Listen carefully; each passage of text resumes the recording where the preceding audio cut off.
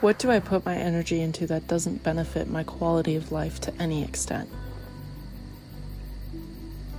I tend to tell myself I will do something productive, example, workout, then I will proceed to scroll on social media for an hour, wasting the time I could have had releasing real dopamine and endorphins. Last week, 10 miles was my goal, but I got to 7.9. That's really good. I'm trying to take it as slow as possible. Getting back into running, taking things slow is very important, and I'm working on doing that, finding my pace. 2 skip a day, maybe 2.5 each time I run. Yeah.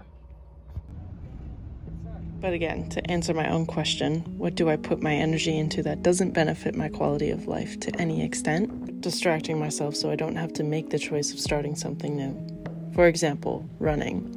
Sounds self-explanatory, just put on some trainers and go. But what ifs are what hold me back. What if I get an important phone call while I'm running? Wait, I can call them back.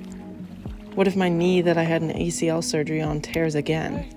What if I get thirsty? What if someone on the road doesn't see me? Is it too late to start? What if it's too late to start?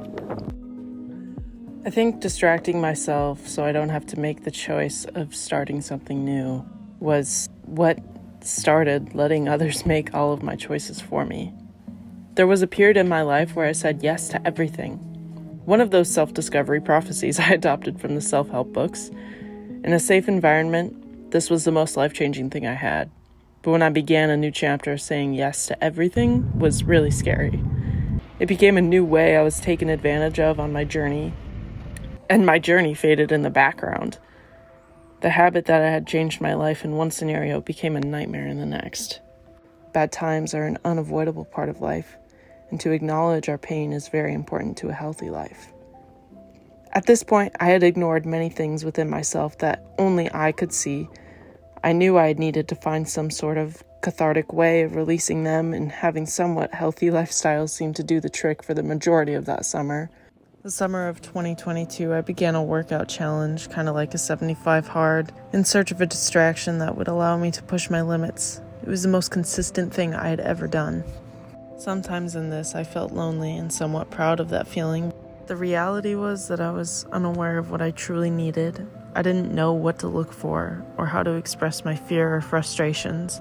I mainly just let others guide me again, so I didn't have to face those struggles.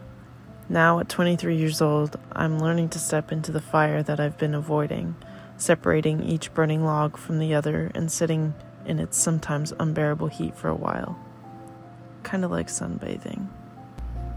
Finding inner peace is not the goal, but being in the peace every time I'm capable of receiving it is, as of right now. This journey is self-directed, and I play every part. There is no realization until the moment has already gone. You just can't control change too much. What you can do is control the fear you may have and choose to do it anyway, hoping you end the struggle and dance with the fire.